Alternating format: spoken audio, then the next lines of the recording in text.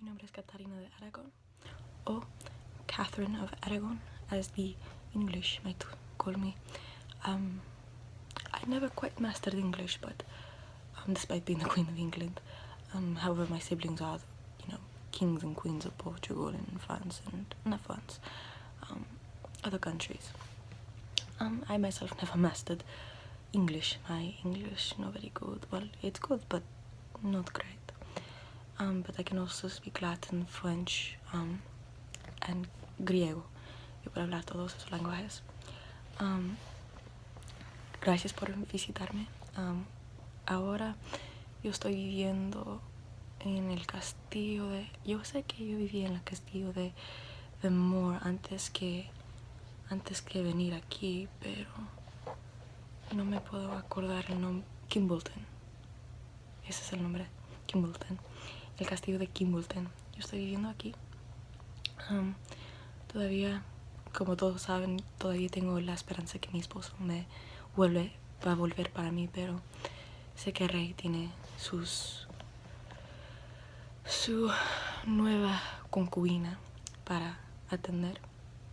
Él me dijo que si yo dijera o si yo reconocía a su esposa como la nueva reina de Inglaterra, entonces yo y mi hija podemos hablar otra vez y podemos comunicarnos con el uno y la otra, y también pudimos tener nuestro propio castillo, como anteriormente, tener nuestros propios lujos otra vez. Pero eso, como mi hija y yo tenemos los mismos morales, los dos sabemos que reconocer a su esposa como su esposa sería algo en contra de Dios, y los dos somos bien celosos para nuestro catolicismo. Somos mujeres católicas y no queremos corrompir nuestra relación con Dios simplemente para arreglar nuestra relación con el rey, lo cual está haciendo cosas que el Dios verdadero no le agrada. Pero no voy en detalle con eso.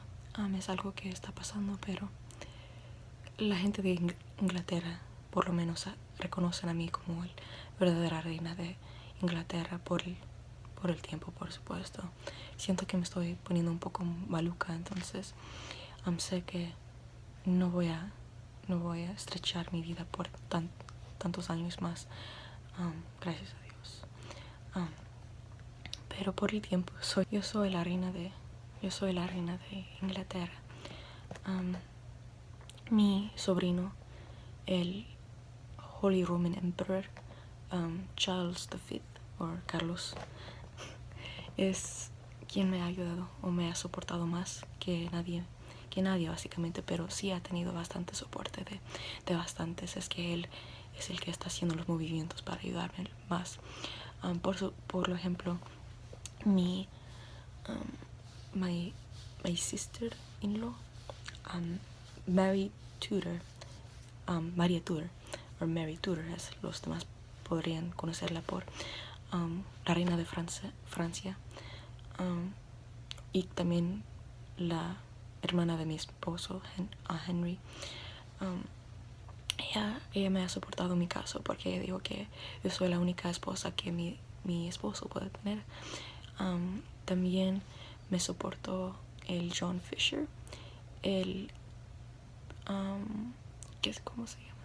Sé que Martin Luther, sé que él no es católico y es un protestant, uno de esos reformers, pero él también me ha soportado diciendo que el santidad, el unión de marriage es algo que debería ser respetado.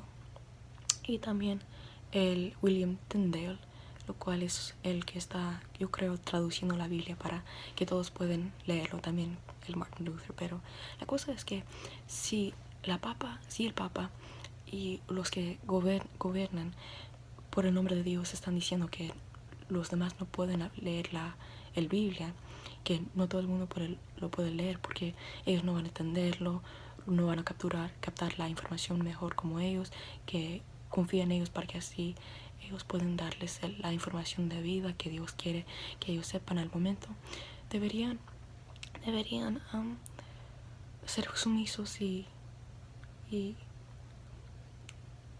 adherir.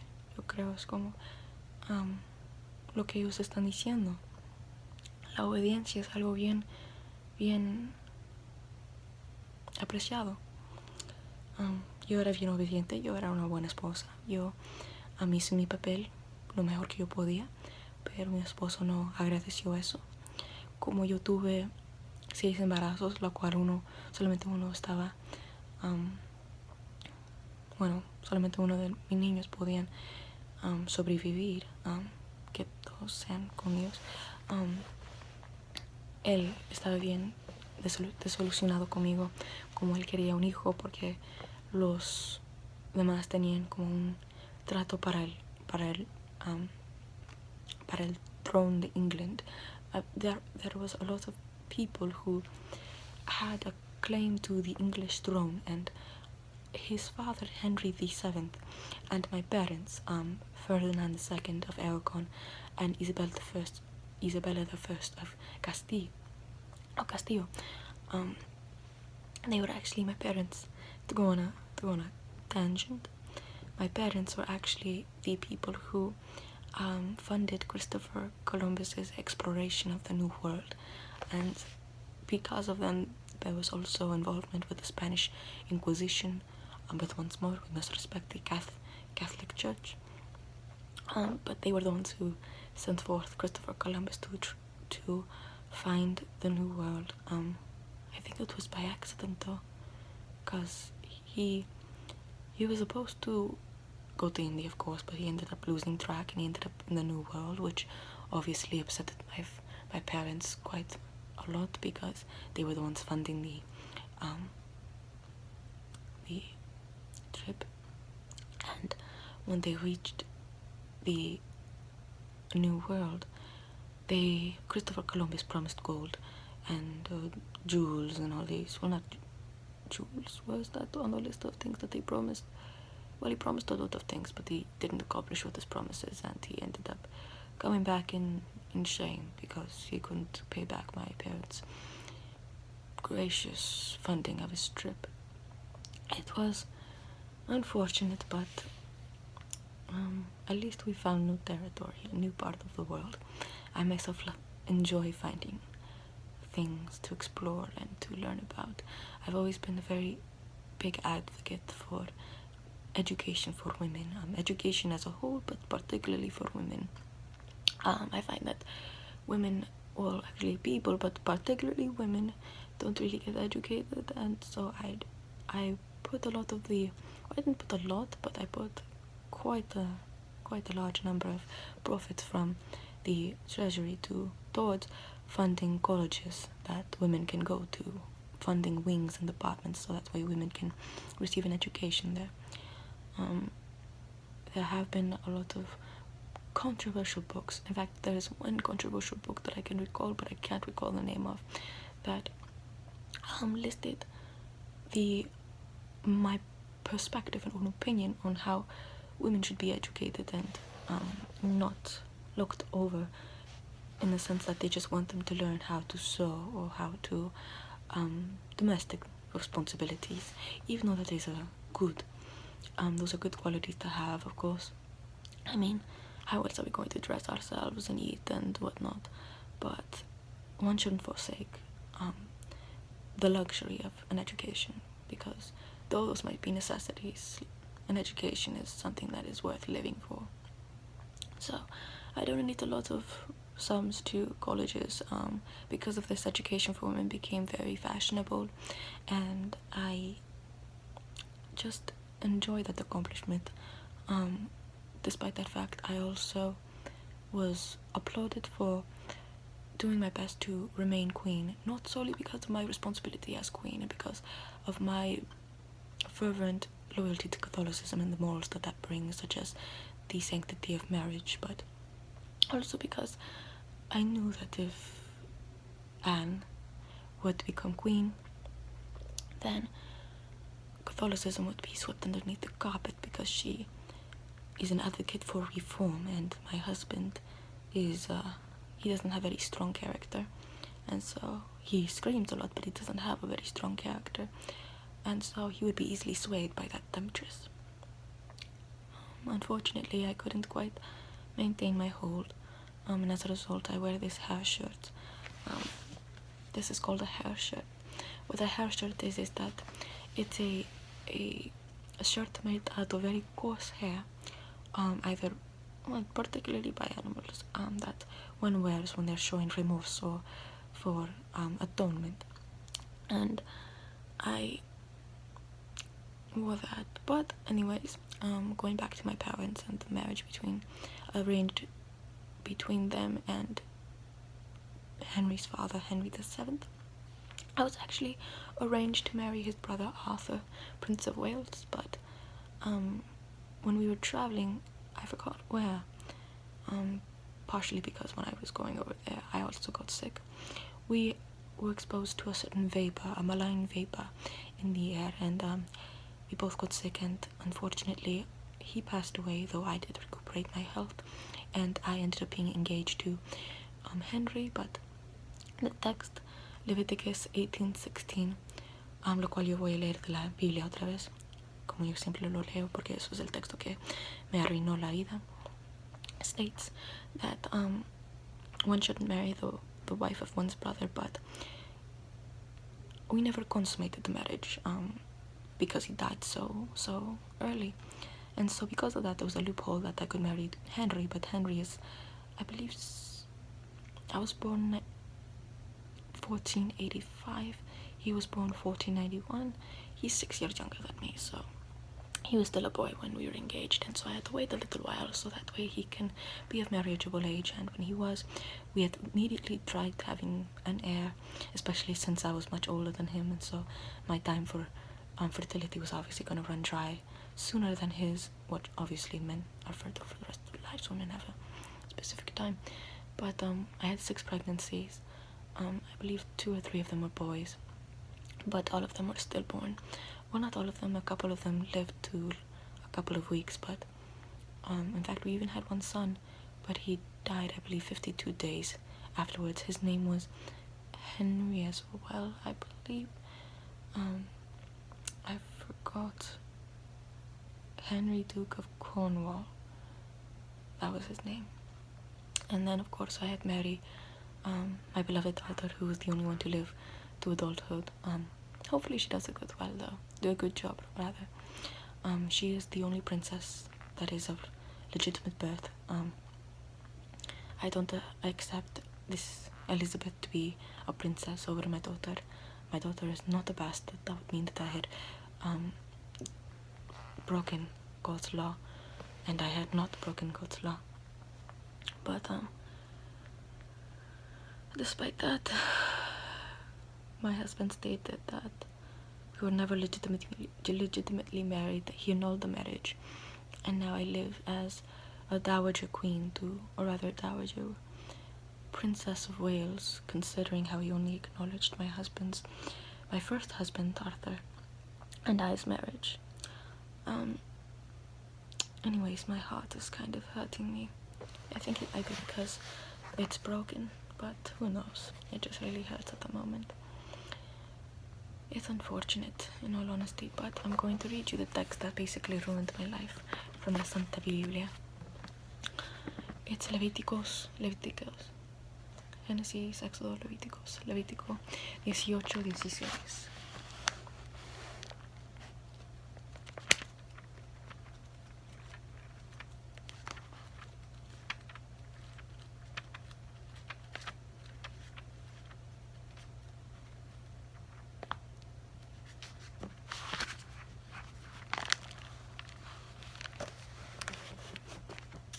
I've always quite enjoyed the smell of the Bible, and also the crinkly pages of how it sounds. It would be nice to have the Bible be more accessible to people, but once more the Papa says that would be a sin against God. But once more I am an advocate for education.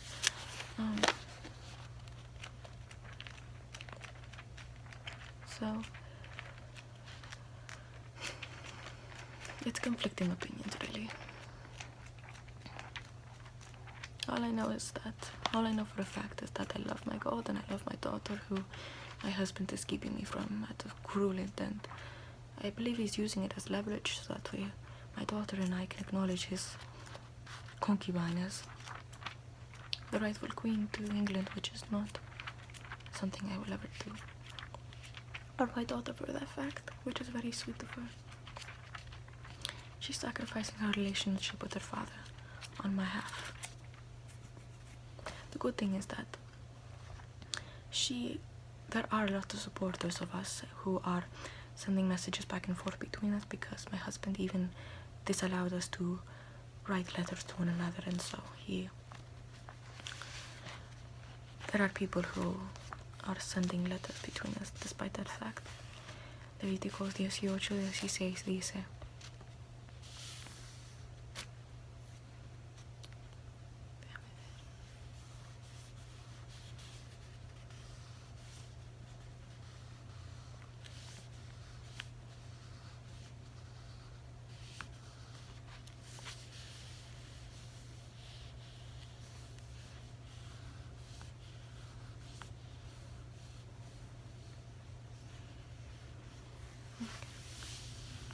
Dice aquí: la desnudez de la mujer de tu hermano no descubrirás, es la desnudez de tu hermano. Let me read that one more time, simply because this text has messed my life up. La desnudez de la mujer de tu hermano no descubrirás, es la desnudez de tu hermano. Now, Henry used this text against me while he was appealing his case to the Holy Roman Emperor, my nephew, and the Pope, Justinian III. Justin III. As a Catholic devout woman, I should really know. But he used that text to appeal his case for himself and against me. But they didn't accept it, of course, because they recognized the underlying current of what was really going on, and they stated that it was wrong.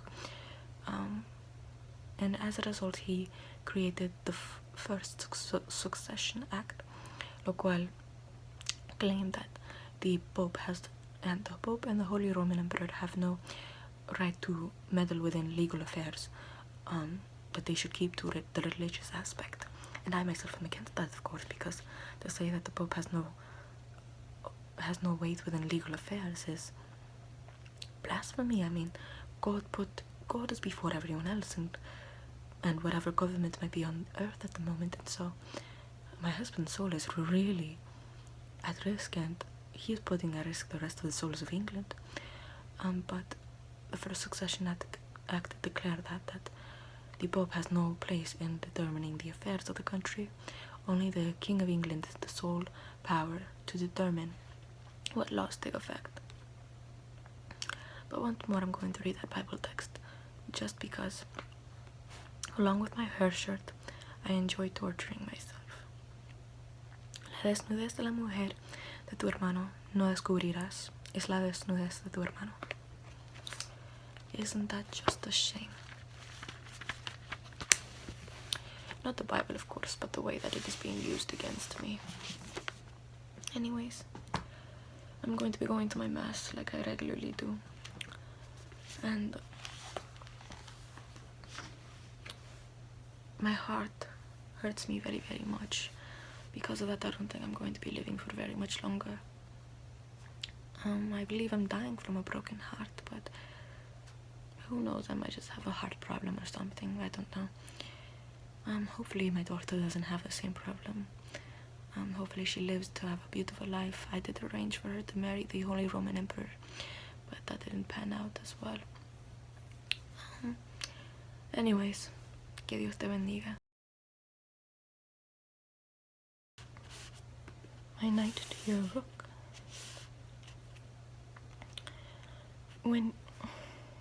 No, it's perfectly alright that you ask me that question. A lot of people have been asking me that question.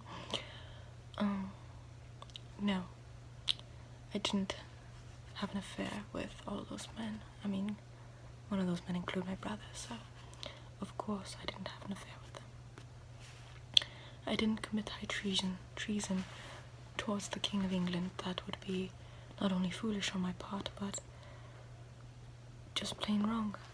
My only goal, if there be an ulterior goal, is to bring about reformed England. You see, and I'll tell you my life story simply because I'm most likely gonna die anyways.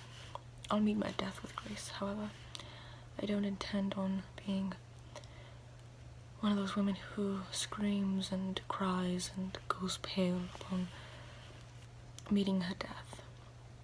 And I do apologize for playing with the chess pieces. I love playing chess. I love playing chess, dice, and cards.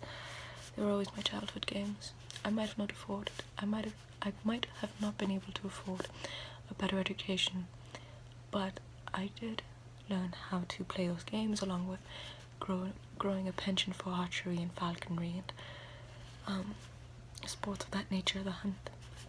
I enjoy being very active and also very playful. However, as I was saying, during my time in France, I might or might not have met a woman named Marguerite de Navarre or de Navarre. Perhaps I might have de Navarre. I might or might not have. The reason that the name might ring a bell is because the name is actually belonging to the sister of the King of France, King Francis I. I met him and her, or might have, while I was accomplishing with my responsibilities of being the handmaiden, or the maid of honor rather, because I did excel at my responsibility of being a servant to the Queen. At the time, the Queen to King Francis I is Queen Mary Tudor, the sister to Henry VIII, my husband, and she's also my sister-in-law, even though she never approved of my marriage to him, despite saying that I was an excellent handmaiden. But I guess she only wants me to be a handmaiden, and unfortunately I have more ambition than that. She and I also took care of her stepdaughter, the king's daughter, and they were all quite pleased with my work ethic. They said that I was a very meticulous and hard-working young woman who not only was educated but further educated herself to better herself, really, which was an admirable quality that they all very much liked in me. However, going back to Marguerite, I might or might not have met Marguerite during my time in France.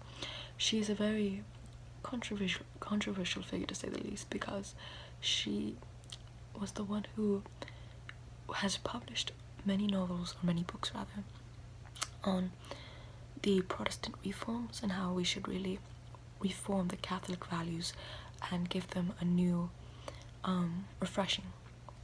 And I myself have quite sympathized with her philosophy. I'm quite a fan of religious philosophy, along with illuminated manuscripts and art and music and poetry and whatnot. I like to consider myself a well-rounded individual. So when I read her books, I was quite taken with them, and to see England under such a staunch rule beneath the Holy Roman Emperor and the Pope is a shame to me. I might have fallen in love with Henry VIII, but my marrying him wasn't simply a mistress trying to achieve better political footing for her own family or for emotional gain. It was because I had a vision, I had a goal in mind, and I wanted to put forth that goal into the world. Let me look at my move. I'm just gonna move this pawn forward. There we go. I'm gonna work on getting you into a checkmate.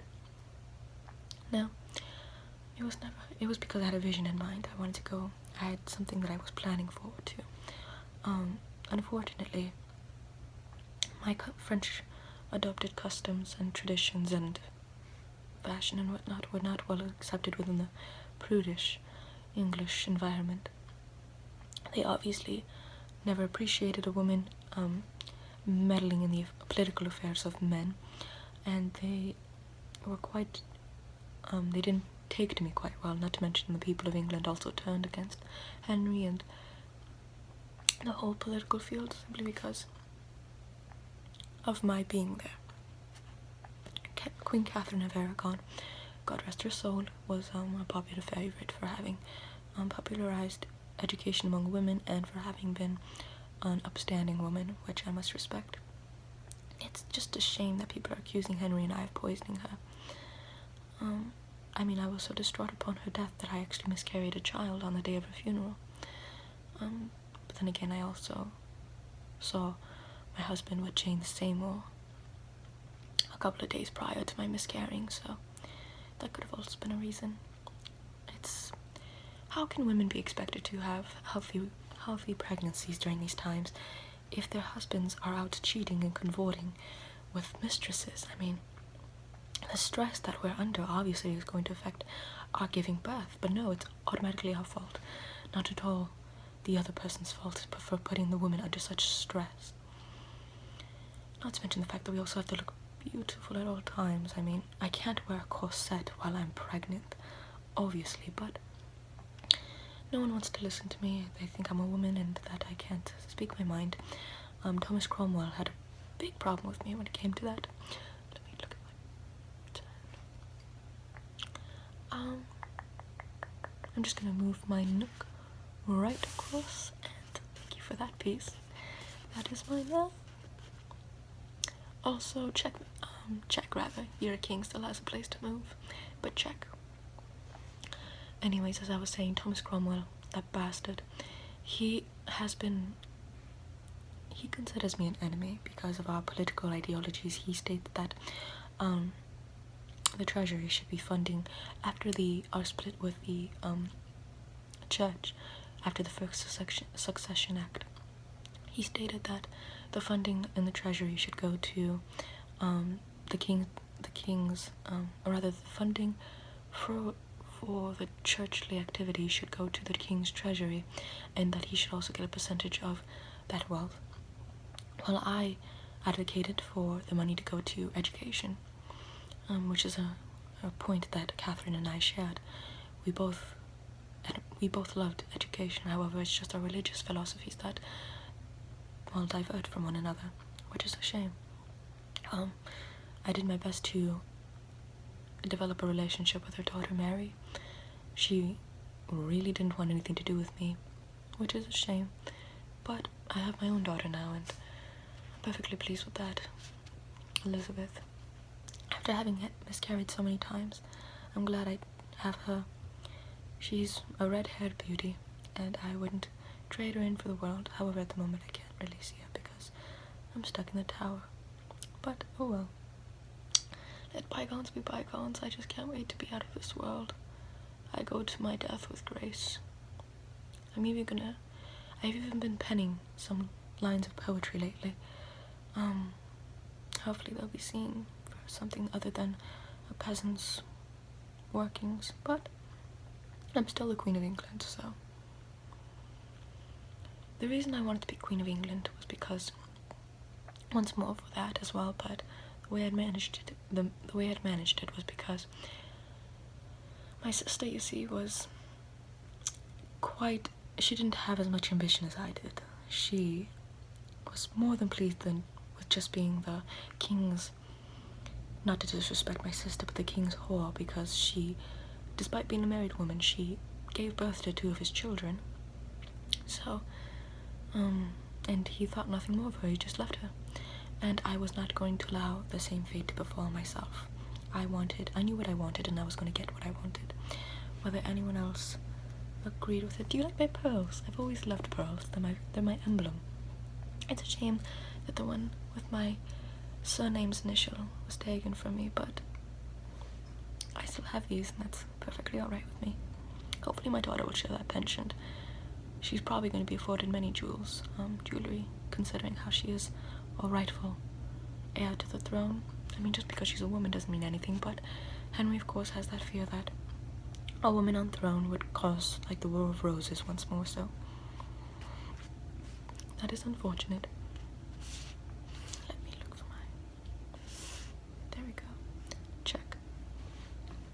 Now, what was I saying? My sister was the last thing that I talked about. I can't quite recall what I was going on about. Anyways, my sister, I think the only thing left to talk about is that Jane Seymour.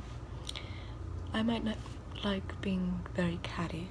I enjoy being a woman of dignified respect, despite my penchant for tantrums. I mean, I have a passionate personality. What can you expect? Check. But, I do enjoy it. From time to time being gossipy.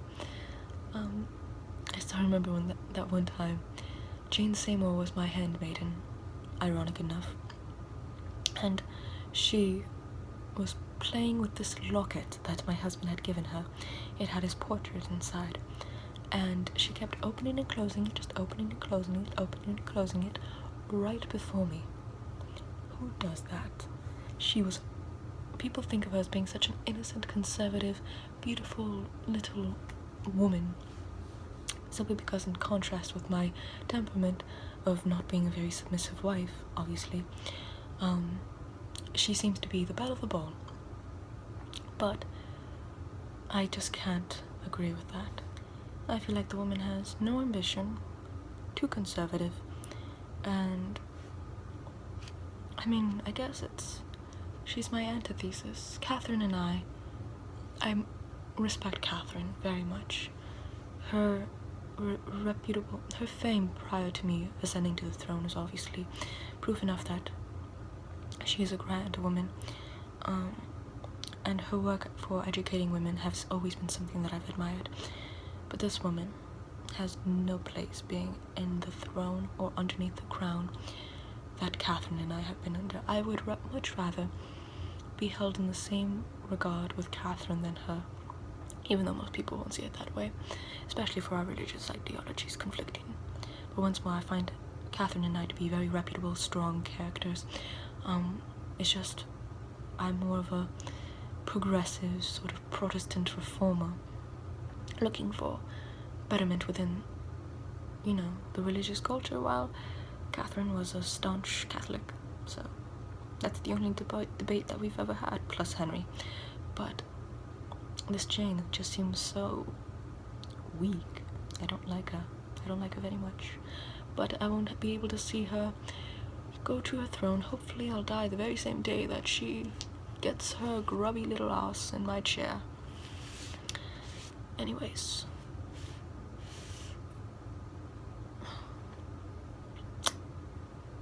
That's checkmate.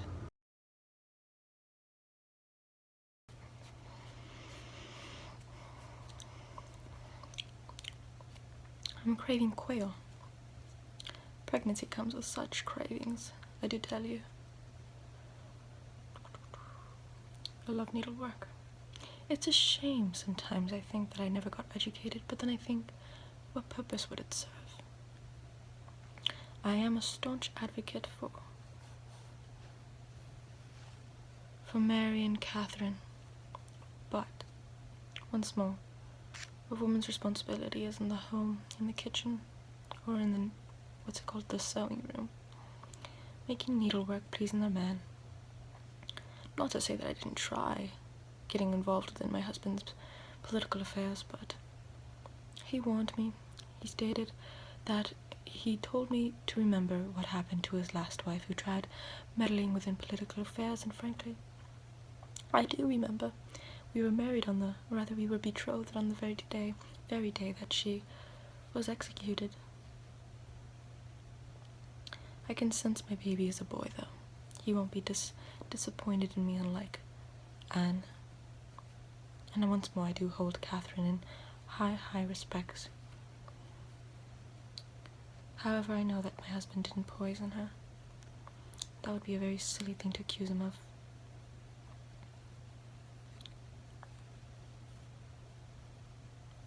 Anyways, I don't know what I'm making at the moment. I'm simply working with my skills, my skill set. My brothers, Thomas and George, Edward. It's funny how I can't even remember my own brother's name. Anyways, they are promised political powers within the ring. And I know Thomas isn't going to be protector of my son. He's far too flirtatious with the women. I mean, just before... Actually, never mind, I won't get into the details. Anyways, I myself don't prefer French fashion within the court. Do you fancy French fashion? I won't behead you or anything if you were to say yes, but I just won't allow you to dress in French fashion. It's not permissible. I do admit that it is quite lovely, but it's just not proper. It's not proper at all. And with Anne, she was obviously the one who advocated for impropriety within court. I mean, the woman herself was improper. So, it's not like she wasn't going to be influencing the court into adopting her borderline sinful ways. I mean, it's not like she most likely bewitched Henry. That's what she was sent to be executed for. Being a witch, a seductress, a temptress. But now that she's gone, I am perfectly at ease. And with my ease, I know that I will live to be a healthy woman after I give birth to my lovely baby boy. I'm planning on naming him Edward the Sixth, King Edward the Sixth, considering how he'll be the rightful king to the English throne and secure Henry's Tudor line for generations to come, the way he always wanted. I mean, think about it. 23 years of being married to Catherine, 2 years rather, of being married to Anne. That's 25 years of being a king, or rather of being a king, and yet he has no heir. How can he be expected to breathe without any air? So, I'm going to be accomplishing that task for him.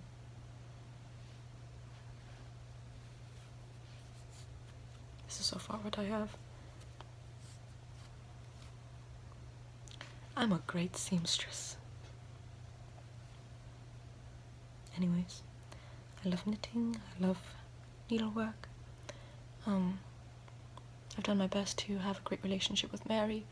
She's a very educated young woman, and hopefully her life goes well. I mean, she seems like a woman of calm temperament, so it's not like she'll, burn people alive. I mean, actually, Anne was actually scheduled to be burned alive at first, and then they just softened up her punishment to a beheading, and then they changed the tool used for beheading from an axe to a sword, saying that it was more proper for Queen of England to be murdered in such a way. But I think it was more Thomas Cromwell's doing. I don't think she actually slept with all those men. But once more, her malevolent deeds within court and upon infecting my husband Henry was reason enough to execute her, so I never raised any doubt, not to mention the fact that I know my place, so I will be seen but not heard, and I will give birth without complaint. It'll be nice ruling by my husband's side for the rest of his reign, and I hope to be a great dowager queen and to take care of my son while he reigns. Anyways, I think I smell something smoking in the kitchen. I'm gonna go check on that, make sure that the women know what they're doing. Sometimes, what with all the reforms that Catherine and all the improprieties that Anne encouraged, it wouldn't be shocking to see women thinking that they are above their station in the kitchen.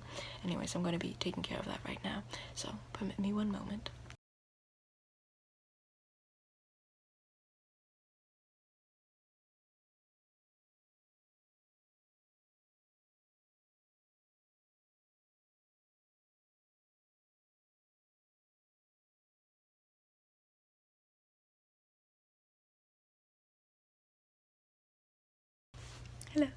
my name is Catherine Howard, or Tudor now. I'm the Queen of England now, which is very, very nice, of course. I never thought I'd be able to become queen of anything, let alone England. In all honesty, I think the only thing I could have ever become queen of was queen of a brothel, but considering the culture, but it's very nice to be queen now. I think it's such a beautiful opportunity, well, not opportunity, but the most beautiful, wonderful gift that God could have given me, considering how my Henry is so sweet to me. He calls me his rose without a thorn. Despite being, well, he was born 1491, I was born 1523, 32 years. I do apologize, I'm not all that good with arithmetic. Unfortunately, I wasn't as educated as, Catherine and Anne were. Jane didn't know how to read and write, or write, and I do, so I'm quite proud of that.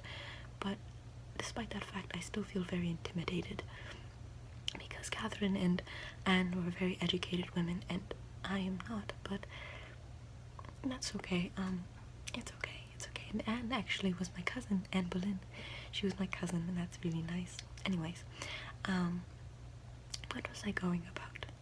I don't know, sometimes I just lose myself in conversation. Oh yeah, the age disparity.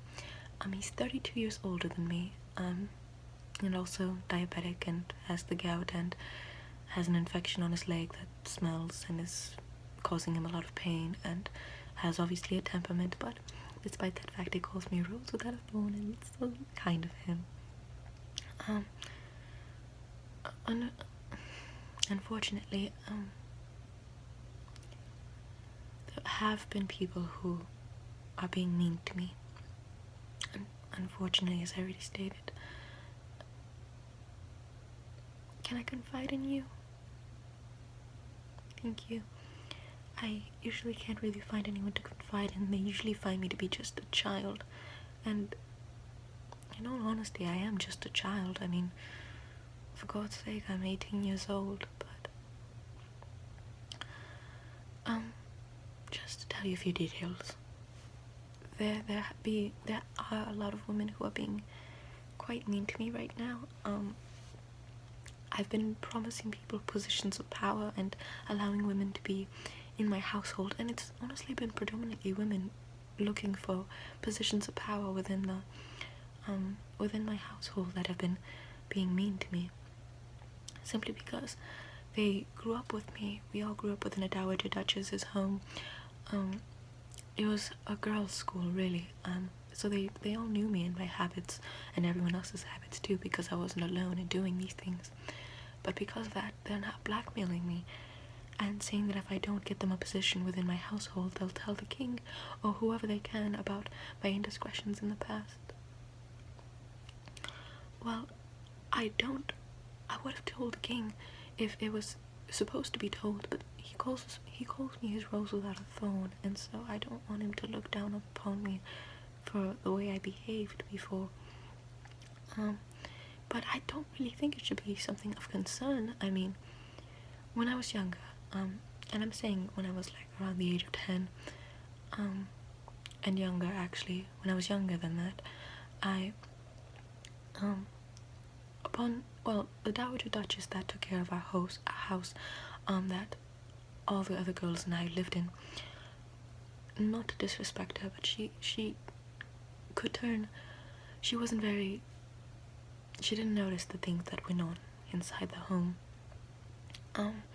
And so the girls that I was with, the older girls, they took me underneath their wing, and they told me that if I allowed men into my bed, that those men would promise gifts of wines and jewelry and foods, and I did, and I continued to do so until I met my music teacher at the school, Dara Hemmer. I could never pronounce his name, Dara Hemmer, who I started a very, very physical relationship with at the age of 13, and we parted ways when I was 15, and once more, this all happened before I met the king. It's not like I had an affair on the king. I never did anything to the king. I've always been a very loyal wife. I mean, there have been a few flirtations here and there with Culpeper, but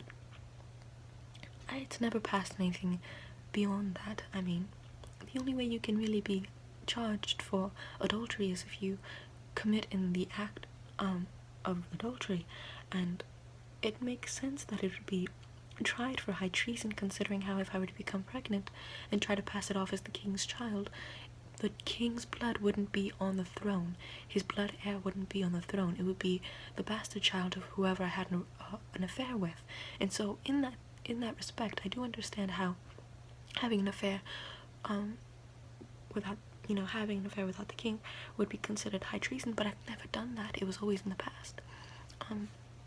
Anyways, I parted ways with Darahema. I moved to a new home, and then I became a part of the household of Queen Anne of Cleves, or former Queen Anne of Cleves. Now she's considered the king's beloved sister. I wonder how she fares with that title. I wouldn't do so well being called my husband's sister just because he found me too unattractive to call me his wife. That was a very sad case in all actuality.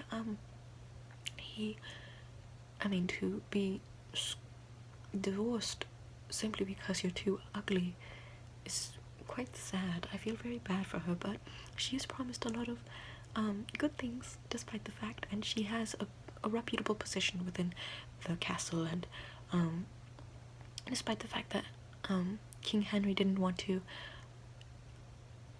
not get married to her in the first place the way he wanted to, because he didn't want to endanger his relations with Germany, which is the country that Anne comes from. He still managed to leave the marriage with good relations with Germany, because they understood, the impression that he was under and the disillusionment that he ended up suffering. As a result, though, Thomas Cromwell, who had arranged the marriage between him and Anne, was executed for treason, considering how the king had only asked for a well-educated, beautiful woman, and he had given her a slightly educated and very ugly woman, unfortunately. Well, not very ugly, but I don't want to say someone's very ugly, of course. That would be very rude, and I don't like being rude or mean or anything. I just hope to be as nice of a person and as great of a queen as I can be, and I can't wait until I get all the opportunities that I can to exert some influence within the political sphere.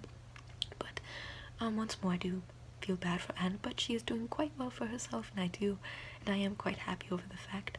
But going back to Culpeper, he tried pursuing me for a romantic relationship before King Henry was involved, but I rebuffed his advances once King Henry had proposed to me, simply because you have to accept the king's proposal, of course. You can't say no to the king, otherwise ramifications will ensue, and ramifications of your action will ensue. So I had to accept his request over Culpeper's, though I did greatly love Culpeper and he greatly loved me, unfortunately. So we do exchange flirtations here and there, but it never passes that line. But because of my childhood and my affairs with Darahema and all those men, the girls who I grew up with are now demanding I give them positions of power, otherwise I'll tell the king of what I've done, and I don't want that to happen. Do you have any advice for me? No? Well, that's just alright. It's alright. Nothing to worry yourself about. I'm sure none of them will ever tell anyone about my supposed indiscretions as a child, and even if they do, I'm sure that the king will understand and won't divorce me or execute me or anything of the sort. I just hold the highest hopes for my future, and I just hope that despite my education and my upbringing, I can make a name for myself and be a good queen and live by my husband's side and be as devoted to him as I possibly can. But anyways, I think I'm gonna go gallivant outside in the garden and have a little play for myself. I mean, for God's sake, I am 18. I do want to divert myself, or rather have as much fun as I possibly can while I can. So, toodaloo. Hello, my name is Catherine Parr. I guess I have to tell you a little bit about my life right now.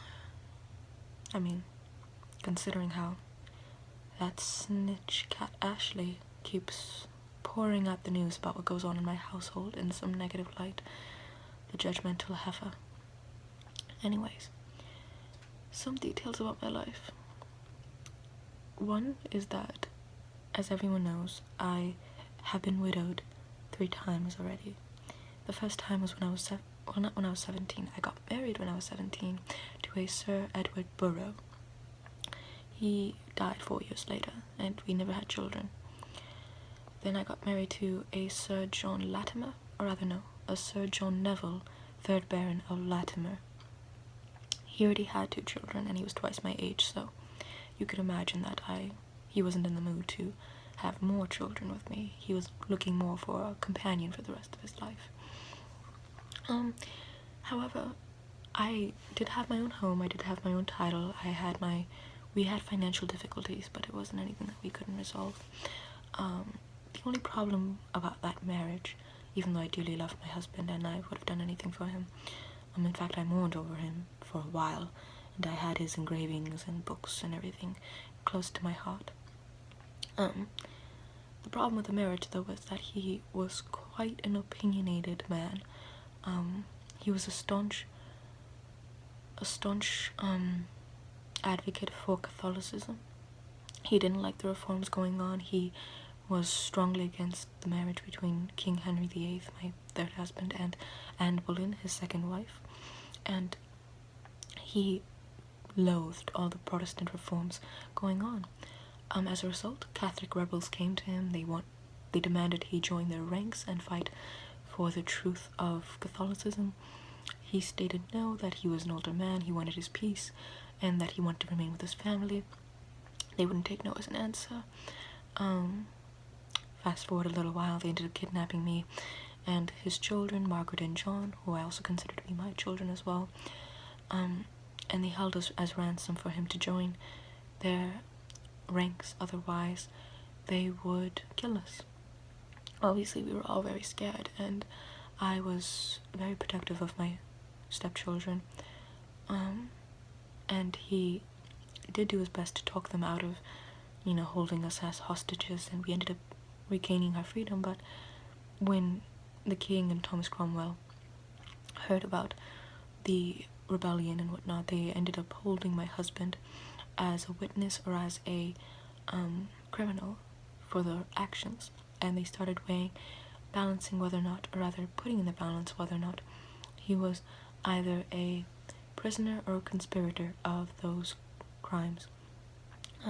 The connections I have within my own family, for example William Parr, ended up allowing him his freedom, but Thomas Cromwell ended up blackmailing him for the rest of his, I'm talking about Thomas Cromwell's life. For the rest of Thomas Cromwell's life, he ended up blackmailing my husband, stating that he would tell the king that he was a conspirator and have him executed and have his property forfeited to the king, which would leave his children and I penniless if he didn't do his bidding.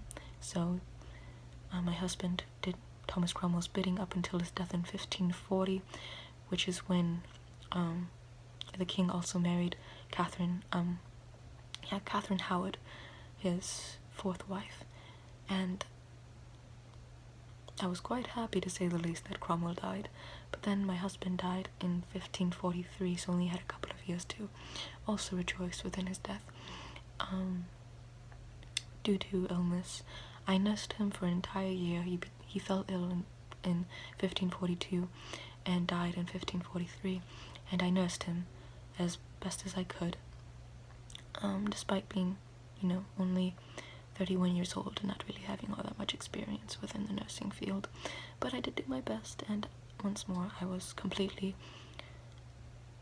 broken-hearted when he died. He wasn't someone that I married out of convenience. He was someone that I truly loved in the end. However, I ended up taking court using my connection that I used to have with Princess Mary. The way my mother used to be a handmaiden for Queen Catherine of Aragon, and I used to be friends with Princess Mary. I used those connections to afford myself a position within the household. And while working within the household, the king ended up taking notice of me, and he ended up marrying me. The sad part, or rather the difficult part, was that prior to him marrying me, I was also having a romantic friendship with a Sir Thomas Seymour, Jane Seymour's brother, and his third wife's brother, his former brother-in-law. And we were having a romantic friendship, nothing too vulgar, but we were friends, and we were also in the process of courting. But when the king proposed, obviously you have to take the king's proposal above anyone else, otherwise ramifications ensue over your action, and I married him.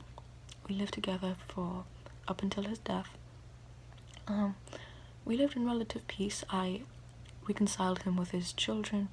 I afforded a place in his royal line for Mary and Elizabeth to join. As part of the Third Succession Act, King Henry VI, if anything were to happen with King Henry VI, then Princess Mary would take the throne. If anything were to happen with Princess Mary, then Princess Elizabeth would take the throne. Prior to the Third Succession Act, though, neither one of the two daughters were allowed to take the throne, out of Henry's fear that something like the War of Roses would take place if another woman were to take the throne. Let me think of what other... Well, one negative thing that happened during our marriage is that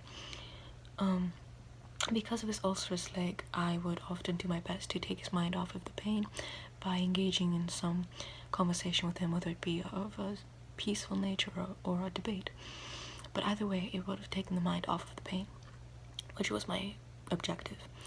But when we were discussing religion, which of course is a hot topic for nowadays, I took my position within what my opinion is, and I stated the fact that, without any, personal ambition or ulterior motive, stating that, this is how I want the country to be ruled. I was simply stating my opinion. I stated how I grew up Catholic, but because of my experience with the Catholic rebels, I had more sympathy towards the Protestant reforms, and I ended up writing a book about my opinion over the Protestant reforms. Because once more, I find them to be more peaceful. I find them to be more accepting of different cultures. Once more, if you want to be Catholic, then it's alright. Just practice the faith that you want to practice without stating that everyone else has to share that faith with you. And that is the sentiment that I'm getting from the Protestant reforms. And also, on a side note, I value education, and I was well educated, but I'm a polyglot. I enjoy learning new languages, and one of them is Latin, another is French, Italian, and I started learning Spanish when I became queen. So education and the freedom to education is something that is close to my heart. However, when it comes to the restraint of information and knowledge, which is a result of Catholicism, it really burns me, and so that's another reason as to why I'm not quite a fan of Catholicism. Once more, you can practice it if you desire. Queen Catherine was a staunch Catholic. I completely respect her decorum, her temperament. She was a wonderful lady and a great queen who also valued education, along with Anne Boleyn, who is also, in my opinion, a great queen, despite it being also a controversial opinion that I never raised to King Henry. So my point was simply that I enjoyed political reforms, and I expressed my opinion to the king when his cabinet, including the bishop, I forgot his name, he was executed. I was going to say John Fisher, but he was executed, I think during the reign of Queen Anne, because he was such a supporter of Queen Catherine's marriage to Henry. But a bishop and another member of his household stated that I was being treasonous or traitorous to the crown, and that my expressing my religious opinions meant that I had an ulterior motive, that I was to be charged with the crime of trying to sway the king, and rumors started floating around that the king was interested in one of my friends and that he was going to pursue her after I had been charged and imprisoned or executed, as is the pattern of his wives. Trust me, I didn't want to get married to him, but I wanted to get married to Thomas Seymour, but you can't refuse the king. It's not that I want to marry the king for political gain or whatnot. I don't need political gain. I don't need money. My second husband, John, gave me enough to subsist upon, to live upon. And so, when a king proposes to you, you just can't refuse. It's not that he's so engaging and charming and whatnot. It's just that you literally cannot refuse. It'll hurt you in the end. But I ended up reconciling myself to the king and told him that my expressing my religious views is not an indication of me trying to sway his opinion. It was merely me trying to engage in political banter with him, and he understood, and everything was fixed. A couple of officers actually ended up coming to me with the intent of arresting me, but the king ended up informing them that there was no need to not have the audacity to try and arrest the Queen of England, which I do appreciate. Eventually, though, he did die, and I was free to marry Thomas Seymour. I married him quite quickly, though. I married him, I think, 6 months after Henry passed, which, according to court, ended up saying that I married him too soon. As a result, I ended up suffering a lot of blows to my relationships with my stepchildren. And I dearly love my stepchildren. I consider them my own children. When I became queen, I put as my handmaidens my stepdaughter Margaret, who is my stepdaughter via my marriage with John, and my stepson's wife as also a handmaiden.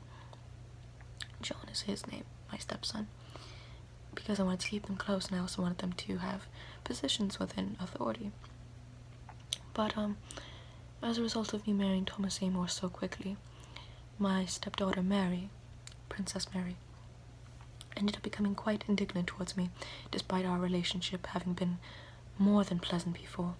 In fact, we had a great relationship, especially since I reconciled her to her husband. I included her in the royal line, but she found it to be incredibly disrespectful and a mark against my good reputation of me marrying so soon. But once more, I've been widowed 3 times. I move on quite quickly. It hurts deeply, but having been widowed 3 times is quite a pattern, and I never had children with any of the other men, so I was free to do as I please.